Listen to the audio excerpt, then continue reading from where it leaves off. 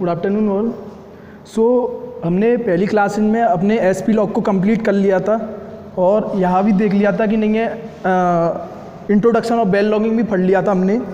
तो SP log कहने को आपको कंप्लीट हो गया है, लेकिन उसमें आपका न्यूमेरिकल पार्ट बचता है और कुछ पॉइंट्स बचते हैं जो पूरे एसपी लॉग को आपको एक व्यू देंगे। जो चीज़ें मतलब रह गई हैं, मतलब एक एक पॉइंट करीब 5-6 पॉइंट हैं ऐसे जो आपके रह गए हैं, उनको मैं बताऊंगा।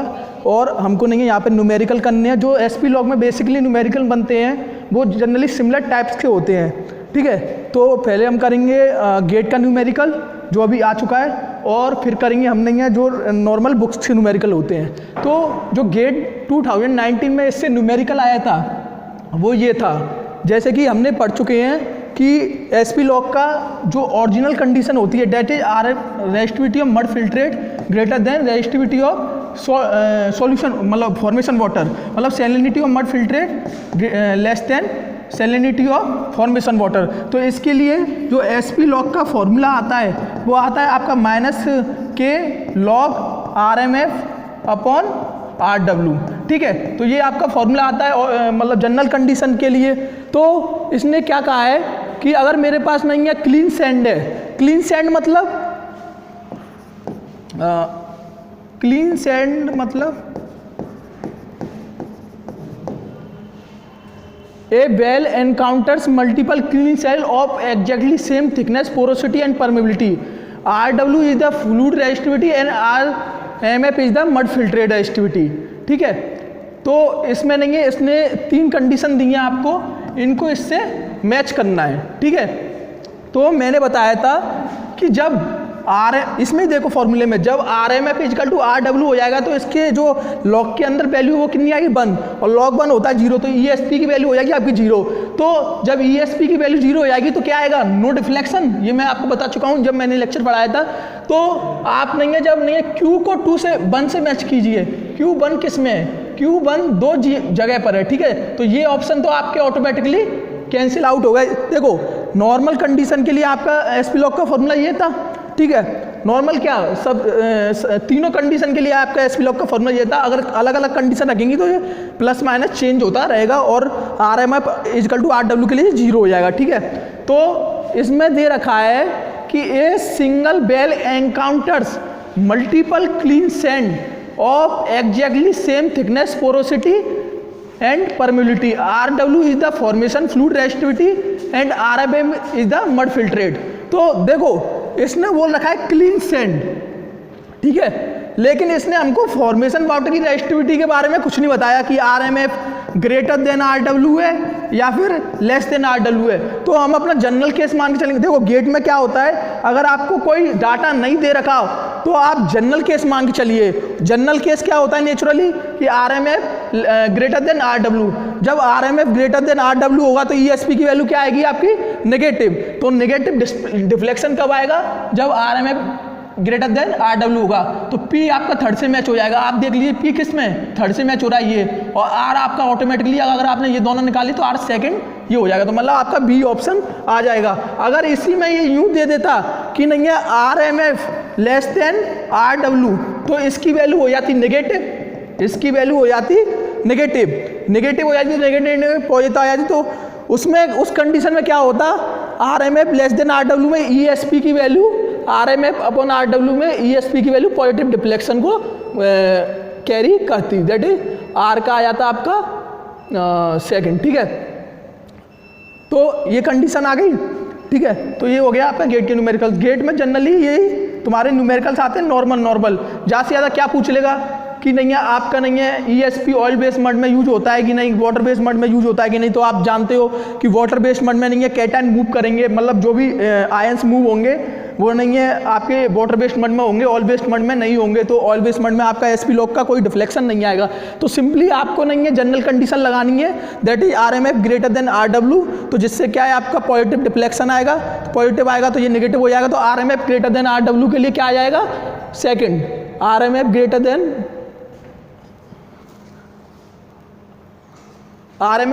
RW के लिए क्या आएगा negative deflection, that is P के लिए हाँ 3rd, P के लिए 3rd और R के लिए 2nd, ठीक है। नेक्स्ट सवाल पे आते हैं। ये तो हो गए आपके गेट के सवाल, ठीक है।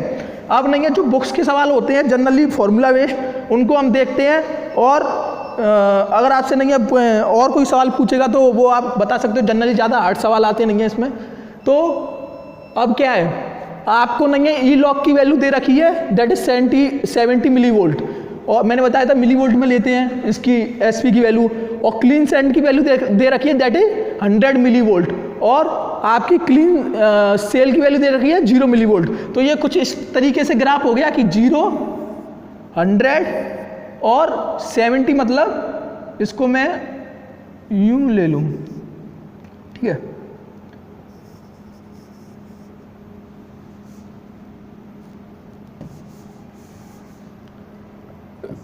ठीक है, ये आपकी 70 पे आ गई, ये आपकी 100 पे आ गई, और ये आपके 0 पे आ गई, ठीक है। तो आपको इससे इस वैल्यू का लॉग से पता पड़ गया, क्योंकि मैंने बताया था लॉग हमेशा किसकी वैल्यू देगा, सेलिसेंट की।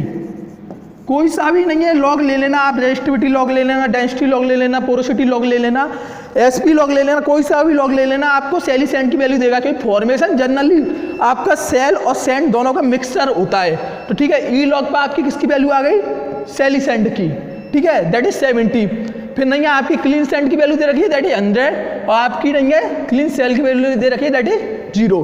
तो चाहे तो आप इसमें फॉर्मूले का यूज कर सकते हो, that is 1 - PSP upon SSP, ठीक है, इंटू 100% में निकालने के लिए, वॉल्यूम ऑफ सेल निकालने के लिए। चाहे आप इसमें ये वाला फॉर्मूला यूज कर सकते हो कि ई लॉग माइनस ई क्लीन सेंड, ई क्लीन सेल माइनस ई क्लीन सेंड।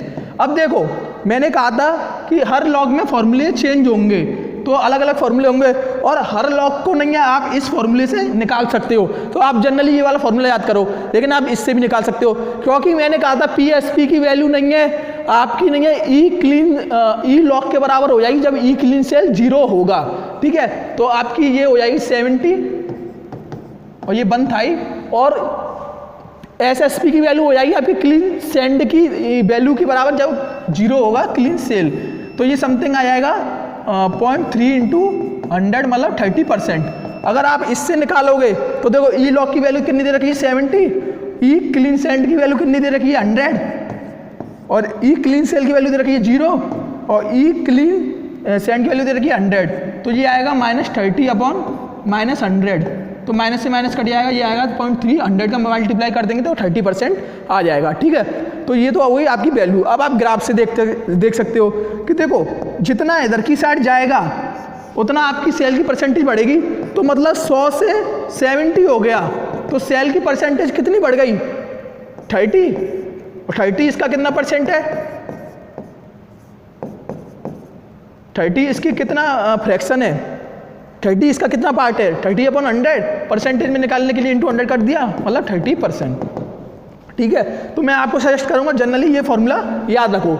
अच्छा, हम नहीं है ई लॉग को नहीं है ई क्लीन माइनस ई क्लीन सेल क्यों करते हैं, मतलब PSP की वैल्यू निकालने के लिए, ई PSP निकालने के लिए और ई SSP निकालने के लिए हम क्लीन सेल्ड की वैल्यू में से क्यों ई क्लीन सेल करते हैं, और ई लॉग की वैल्यू में से क्यों ई क्लीन सेल करते हैं माइनस। क्योंकि मैंने कहा था आपसे कि जो स्पॉन्टेनियस पोटेंशियल या फिर कोई सा भी पोटेंशियल आपका एब्सोल्यूट वैल्यू नहीं देगा, वो हमेशा देगा तो क्या देगा, डिफरेंस देगा, ठीक है। तो डिफरेंस कैसे निकाला जाता है, किसी को रेफरेंस पॉइंट मान के।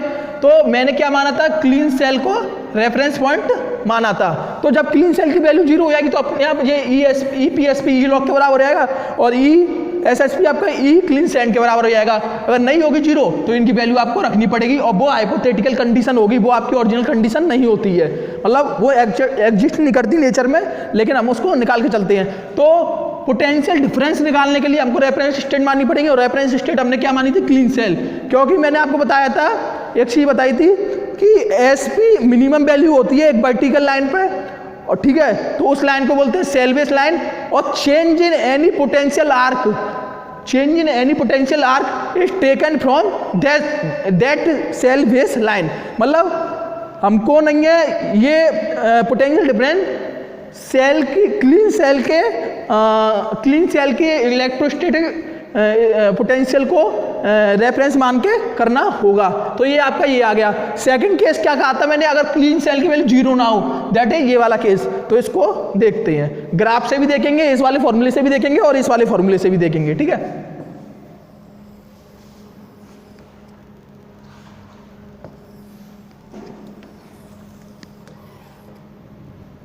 ठीक है, तो सेकंड आपका ये केस देखते हैं, ठीक है। तो इस केस में क्या है कि ई लॉग दे रखा है,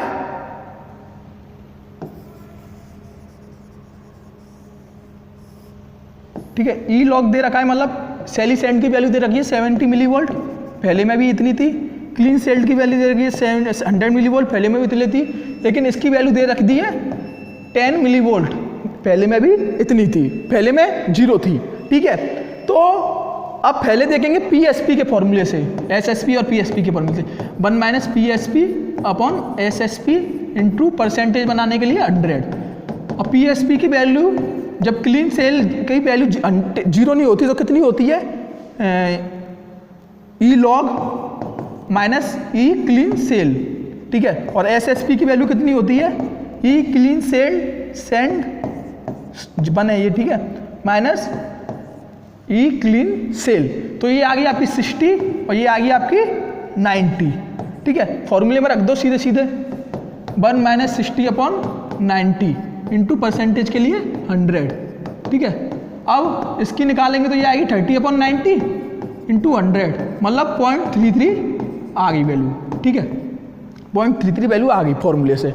अब जो अपने पास नहीं है, जो अपने फॉर्मूला ड्राइव किया था उससे कितनी आएगी, उससे आएगी ESP कितना होता था, E log that is 70 clean cell और लॉग वो क्लीन सेंट। तो ये आ गई 30 और ये आ गई 90, मतलब ये आ गई -30 और ये आ गई -90, माइनस से माइनस कट जाएगा 0.33 आ जाएगी, ठीक है। परसेंटेज में निकाल लेंगे तो 33% आ जाएगी। तो फॉर्मूले से भी यही आ गई। अब हम देखेंगे ग्राफ से, ठीक है। तो ग्राफ के लिए मैंने क्या बताया था आपको कि अगर ग्राफ से आप नहीं है वैल्यू निकालना चाहते हैं वॉल्यूम ऑफ सेल की, तो हमको ग्राफ को नहीं है ग्राफ में जो सेल बेस लाइन है दैट इज दिस, इसको करना पड़ेगा शिफ्ट। तो shifting of the shale base line करनी पड़ेगी। और वो कैसे करते हैं कि क्लीन सेल की पोटेंशियल की वैल्यू जितनी है उसको जितनी वैल्यू है हमारे यहाँ प्रेजेंट है उनमें से सब्ट्रैक्ट कर देते हैं। तो मैंने -10 इसमें से किया तो ये हो गया 0 मिलीवोल्ट, ठीक है। इसमें से किया तो ये हो गया 60 मिलीवोल्ट और ये कितना हो गया 90 मिलीवोल्ट, ठीक है। तो ये कंडीशन क्या आ गई 90, 60 और 0, ठीक है। तो यहाँ पर आपका क्लीन सेल प्रेजेंट है तो हाईएस्ट वैल्यू है, जितना यहाँ पे बढ़ते जाएंगे तो आपकी सेल की वैल्यू बढ़ती जाएगी। तो 90 से 60 हो गया तो सेल की वैल्यू कितनी बढ़ी 30, और 30 90 का कितना फ्रैक्शन है तो 90 का डिवाइड दे देंगे तो ये आएगा 0.33 और इसका परसेंटेज निकाल लेंगे। तो सिंपली ये दो तरीके के सवाल हो गए, जब क्लीन सेल की वैल्यू 0 है और क्लीन सेल की वैल्यू नॉन जीरो है। और आपका नहीं है गेट का सवाल मैंने बता दिया, उसमें नहीं है कोई कंडीशन नहीं दे रखी, तो कंडीशन आप जनरल मान के करोगे तो आपका आंसर भी आ जाएगा। सिंपल सवाल आते हैं, ठीक है। फिर आता है आपका नेक्स्ट सवाल ये कि हमें ESP की वैल्यू दे रखी है और हमें ई मेम्ब्रेन और ई लिक्विड जंक्शन निकालना है, ठीक है। तो हम क्या करते, हमने एक रिलेशन से पढ़ा था कि EM = 5 ई लिक्विड जंक्शन, ये रिलेशन पढ़ा था। मैंने कहा था जो वैल्यू आपकी आती है K की वो 1 पार्ट में डिवाइड कर दी जाती है, उसके लिए लिक्विड जंक्शन के लिए 5 पार्ट में डिवाइड कर दी जाती है आपके सेल मेम्ब्रेन के लिए, ई मेम्ब्रेन के लिए। तो दोनों मिला के 6 हो जाएगी, तो 6 की वैल्यू K आ जाएगी, तो K में 6 का डिवाइड दे दो, फिर नहीं है जो वैल्यू आएगी वो हो जाएगी ये 1 पार्ट है इसका और मल्टीप्लाई 5 करेंगे तो वो हो जाएगा ई मेम्ब्रेन का। तो ठीक है, तो मैं EM की वैल्यू ये रिलेशन निकाल दिया था हमने, EM = 5 ई लिक्विड जंक्शन। तो ESP क्या होता है, E chemical E kinetic. E chemical क्या होता है, E liquid junction E membrane plus E mud cake boundary minus E shale bed boundary, ठीक है, ये होता है। तो तो ई लिक्विड जंक्शन कितना है, ई लिक्विड जंक्शन ही मान लो, ई एम कितना है 5 ई लिक्विड जंक्शन मान लो, ठीक है। और इनकी वैल्यू अपन को देनी रखी तो हम इसको मान के चलेंगे 0, और जनरली इसकी वैल्यू होती भी 0। क्यों होती है ये मैं बता चुका हूँ, क्योंकि ये दोनों एक ही डायरेक्शन में मूव करते तो ऑटोमेटिकली वो हो जाते हैं, कट जाते हैं। सेकंड, ये डिप्लीटेड रिजर्वायर में होते हैं। थर्ड, इनकी वैल्यू ऑलरेडी 0 होती है, ठीक है। तो ये इसकी वैल्यू 0 मान लो, अब दे भी नहीं रखी तो इसलिए 0 हो गई। तो ये क्या हो गया 1 और 5 6 लिक्विड जंक्शन, और ये कितनी वैल्यू दे रखी है -140 मिलीवोल्ट, ठीक है, -140 मिलीवोल्ट। 1 second,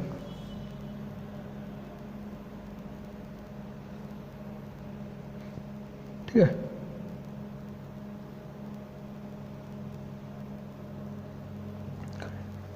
-140 millivolt. 1 सेकेंड,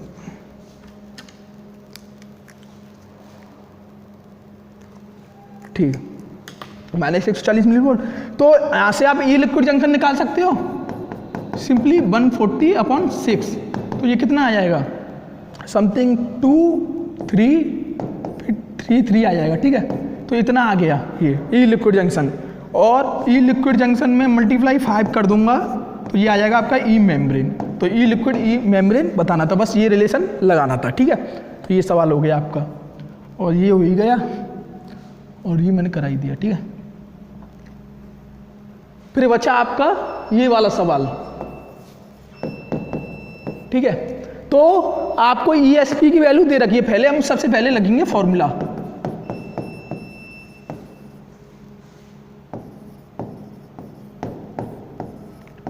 इनकी यूनिट कुछ भी लो, आपस में कट जाएंगी, कोई मतलब नहीं है इसकी, मिलीवोल्ट में आएगी, ठीक है। तो आपका नहीं है क्या क्या दे रखा है, ये दे रखा है -140, ठीक है, मिलीवोल्ट।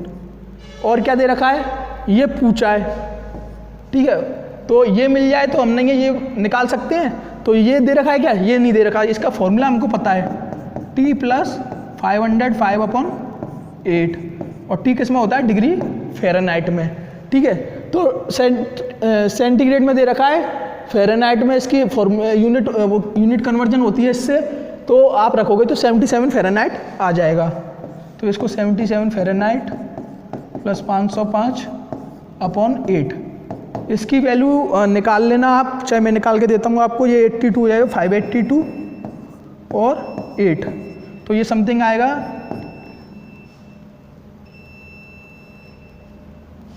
6 3 और 5 635 आएगा शायद, 63.5 आएगा, ठीक है। इसकी वैल्यू आएगी 63.5,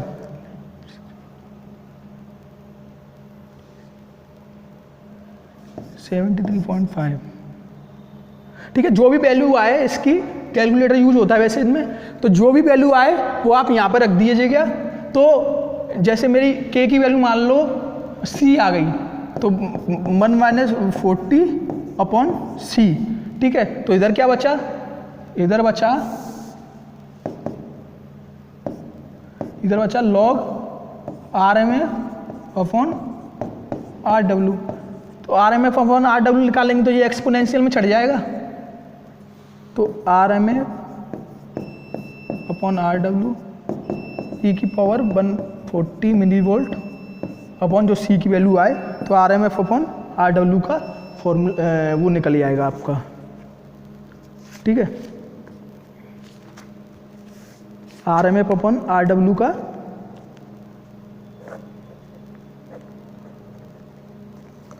आंसर निकल आएगा, ठीक है। तो ऐसे सवाल इसमें बनते हैं SP लॉग में, ठीक है। SP लॉग में इतने सवाल बनते हैं जो अभी तक आए हुए हैं, ठीक है। और ये आपका गेट का, ठीक है। और फिर जो आएंगे वो आपके लिए सब बता ही रखा है, आप कर लोगे। जो चीज़ें रह गई थी SP लॉग में, या फिर मैंने बता दी हैं, लेकिन उनका एक रिजल्ट बता देता हूँ कि मेनली SP लॉग क्या क्या कैरी करता है, तो वो आप देख लो। बाकी मैंने SP लॉग पूरा बता दिया, उसके न्यूमेरिकल आज करा दिए, और SP लॉग में क्या क्या बुलेट पॉइंट्स हैं वो देख लीजिए। देखो, पहला एसपी लॉग हमेशा ओपन होल में होगा। ओपन होल और केस्ड होल दो चीज़ें होती हैं। ओपन होल ये आपका नहीं है, ड्रिल बिट के ड्रिल करने के बाद जो ओपन बेल बनता है उसको बोलते हैं ओपन होल, ठीक है। और अगर मैं इसमें केसिंग कर दूं तो ये हो जाएगा केस्ड होल, ठीक है। तो जब मैं केस्ड होल में अपना एसपी लॉग डालूंगा इलेक्ट्रोड, तो जो इलेक्ट्रॉन का ट्रांसफ़र होता है तो ये स्टील की बनी होती है, तो इलेक्ट्रिक करंट इसमें से पास होगा, तो ये तो नहीं पूरा कैरी कर जाएगा, इधर इधर कुछ आ ही नहीं पाएगा, माइनर आ पाएगा, क्योंकि स्टील में तो कैरी करंट कर जाएगा, ठीक है। तो इसमें केस्ड होल में एसपी लॉग हम नहीं यूज करते, खाली ओपन होल में करते हैं, ठीक है। और सेकंड ये हो गया फर्स्ट। सेकंड, जो भी लॉग की वैल्यू मिलेगी, ई लॉग ले लो, चाहे गामा लॉग ले लो, चाहे डेंसिटी लॉग ले लो, चाहे पोरोसिटी लॉग ले लो, चाहे सोनिक लॉग ले लो, वो सब आपको सेली सेंड की वैल्यू देंगे, क्योंकि फॉर्मेशन में सेंड और सेल दोनों प्रेजेंट होती हैं, तो पूरे फॉर्मेशन की देंगे तो उसमें सेली सेंड की वैल्यू आएगी। Clean cell, clean sand, clean cell और सेली सेंड, तो इसकी वैल्यू आपको मिलेगी किसी पॉइंट पर, ठीक है। ये हो गया सेकंड। थर्ड क्या आता है आपका कि एएसपी लॉग में खाली इलेक्ट्रोड प्रेजेंट रहती है जो फॉर्मेशन के ईएसपी को कैप्चर करती है, और क्या प्रेजेंट रहता है, associate equipment electronics, associate electronics. इनका काम क्या होता है, देखो इलेक्ट्रोड का काम तो होता है जो नेचुरली अकरिंग स्पॉन्टेनियस पोटेंशियल है उसको कैप्चर करना, और एसोसिएट इलेक्ट्रॉनिक्स का काम क्या होता है, जो पोटेंशियल हमने कैप्चर किया है नीचे, यहाँ पर कैप्चर किया है यहाँ पर, उसको ऊपर सरफेस तक पहुँचाना जिससे हम मेजर कर सकें। तो एसोसिएट इलेक्ट्रॉनिक्स का नहीं है, काम हो गया ऊपर पहुँचाना, और इसका होता है कैप्चर करना। तो इसमें डिटेक्टर होता है, ठीक है। डिटेक्टर क्या है आपका, इलेक्ट्रोड, ठीक है। लेकिन इसमें कोई एमिटर नहीं होता। एमिटर क्या होता है कि फॉर्मेशन में कुछ रे डालें और फिर वो आके हमारे डिटेक्टर पे कलेक्ट हो, लेकिन इसमें खाली होता क्या है, डिटेक्टर, एमिटर नहीं होता। तो जब एमिटर नहीं होगा तो ये फॉर्मेशन में कोई रे नहीं डालेगा, जब रे नहीं डालेगा तो फॉर्मेशन से ये कोई छेड़छाड़ नहीं करेगा, जब रे नहीं डाल रहा, कुछ कर ही नहीं रहा फॉर्मेशन, तो कोई छेड़छाड़ हो नहीं रही है। तो एसपी लॉग आपके फॉर्मेशन से कोई छेड़छाड़ नहीं करता, वो सिर्फ आपकी नेचुरली अकरिंग पोटेंशियल को मेजर करता है, ठीक है। अब 5 पॉइंट क्या है, थर्ड पॉइंट हो गया। फोर्थ पॉइंट क्या है कि एसपी लॉग आपका लिथोलॉजी टूल है। लिथोलॉजी बताता है ना, वॉल्यूम ऑफ सेल जितना आता है, वॉल्यूम ऑफ सेल अगर 0% है तो नहीं है, सैंडस्टोन है। वॉल्यूम ऑफ सेल अगर 0 to 100% है तो सेली सैंड फॉर्मेशन है। अगर वॉल्यूम ऑफ सेल 100% है तो आपका सेल फॉर्मेशन है। तो लिथोलॉजी बताता है मेन लीजिए। तो हमने शुरुआत में पढ़ा था कि ये लिथो डेंसिटी टूल है, लिथोलॉजी, और साथ में और भी कई पैरामीटर्स बता देता है, लेकिन मेनली लिथोलॉजी टूल है, ठीक है। और नेक्स्ट पॉइंट क्या है कि एसपी लॉग है ना, वो क्वालिटेटिव टूल है। क्वालिटेटिव मतलब बताता है कि इसकी वैल्यू प्रेजेंट है। स्पेलिंग गलत हो सकती है, उसमें मत जाना। कि क्वालिटेटिव मतलब बता सकता है कि इस क्वालिटी का कोई फॉर्मेशन प्रेजेंट है, मतलब इस क्वालिटी की कोई वैल्यू प्रेजेंट है। तो क्वालिटेटिव टूल किसके लिए, परमेबिलिटी के लिए, सेल फॉर्मेशन के लिए, थर्ड आपका वाटर की रेजिस्टिविटी के लिए, फॉर्मेशन वाटर की रेजिस्टिविटी के लिए, ठीक है। और क्वांटिटेटिव टूल है कि बता तो दिया कि ये प्रेजेंट है, लेकिन कितना प्रेजेंट है,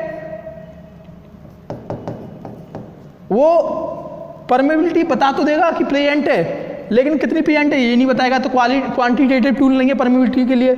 सेल ये बता देगा कि प्रेजेंस है, और कितना प्रेजेंस है यही बता देगा, तो क्वांटिटेटिव टूल है इसके लिए। RW प्रेजेंस है ये तो बता देगा, और कितना प्रेजेंस है यही बता देगा।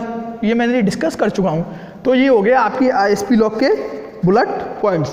बाकी मैंने सब एसपी लॉग में पढ़ा दिया। तो यहाँ पर आपका कंप्लीट हो गया एसपी लॉग, मतलब अब एसपी लॉग में बेसिक सारे कंप्लीट हो गए। अब सवाल बनेंगे वो देखना, ठीक है। नेक्स्ट आपका आता है गामा रे लॉ। तो हमने नहीं है एसपी लॉग पढ़ लिया, अब पढ़ेंगे हम गामा रे लॉग। ठीक है, तो गामा रे लॉग हम नेक्स्ट क्लास से शुरू करते हैं। ठीक है, फिलहाल के लिए थैंक यू।